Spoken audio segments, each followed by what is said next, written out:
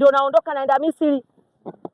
Mimi nikajua kwamba jana usiku atarudi, na mimi nimepanda ndege usiku, maana wamenisafirisha. Nikarudisha usiku kwa usiku, nikafika hapa nikasema asubuhi na mapema lazima nikutane nao. Ndio nimekuja kukutana nao sasa hivi na sherehe yangu.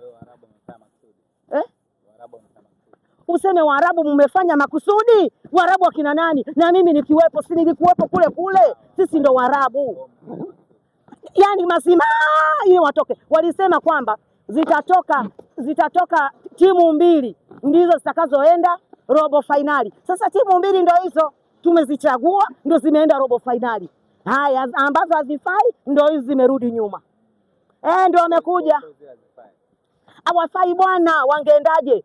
Yaani nikwambie hivi, kama Farabati tungekwenda tumecheza naye, akaenda kucheza na Al Ahly, umenielewa, akaenda kucheza na Al Ahly, ina maana kwambia sisi tungepita, lazima tungepitishwa, umenielewa, tungepitishwa. Sisi ndio wenyewe wa kimataifa tunaojulikana ulimwengu mzima, dunia nzima inatujua. Kila kitu cha kimataifa. Acha warudi mwanao, umesajili, wameshazungumza, tumesajili kwa ajili ya Simba, turudi huku tukapambane na ligi kuu kwa ajili ya Simba. Wameongea, sikiliza klipu. Ameongea Ally Kamwe, kaongea na watu wake, wameongea. Yaani namuonea huruma yule mchomi, namuonea huruma huyo chawa mchomi yule. Uso ulimnyauka jana. Uso wake ni mpana. Jana ulikuwa mdogo kama Piriton uwanjani. Nilimuona nikiwa Misri. Yaani nakwambia uwanjani walikuwa wadogo jana, pamoja na kuonga. Yaani yule golikipa uwanjani alikuwa yupo kama hayupo. Umenielewa? Una ujumbe gani kwao? Ujumbe ni wapa ujumbe gani? Mimi ujumbe wao mimi ni sherehe na furaha, nasherekea na furahika. Nimefurahika sana. Ally Kamwe, nakwambia Ally Kamwe, tatizo lako kamdomo. Kamdomo ukashone kamdomo. Mdomo wako hauna nuru, mdomo wako hauna unabii. Tuachie midomo yenye unabii, tukizungumza na maneno na majambo yanakuwa sawa. Nimefurahika sana katika ulimwengu, ndio maana unaniona mimi hapa nipo na furaha. Mama wa Simba ninafurahika.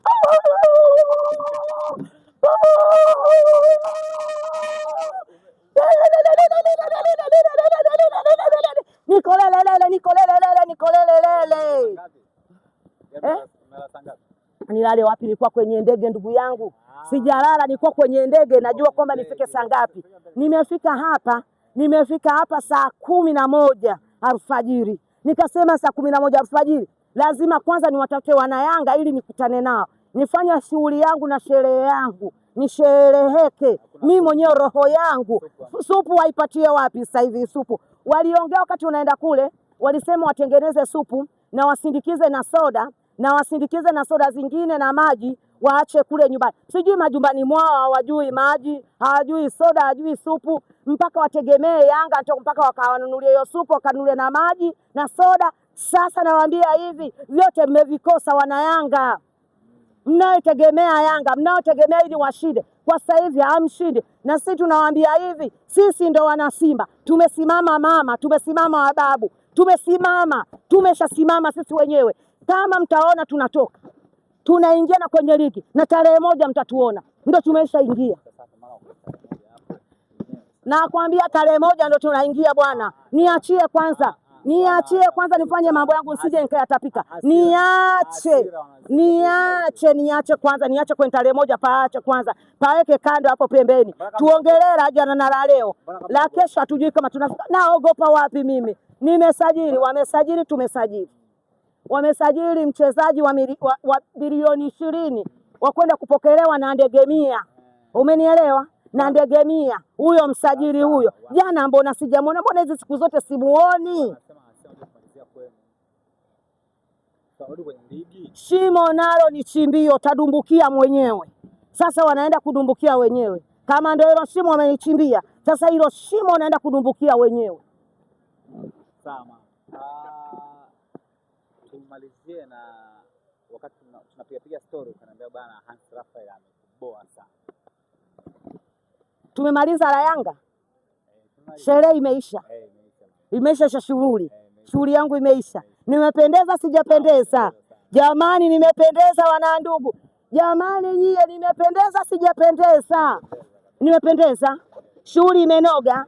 Shughuli ilikuwa na shughulishi na kushughulika naye, shughulika nayo, mshughulikaji, mshereheshaji ndo mie. Ndo mwenyewe. Ni ngoma nimeipiga mwenyewe na kuicheza nimeicheza mimi mwenyewe. Nimefurahi, nimefurahika sana. Mwanao amekuboa nini? Nani? Ansi bwana.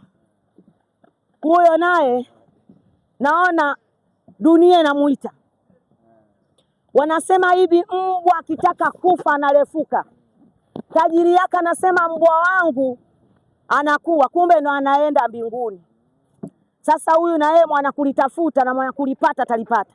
Kama ameingia sasa, ameingia kwenye anga za wamama, ameingia mpaka wakatolewa kisiasa.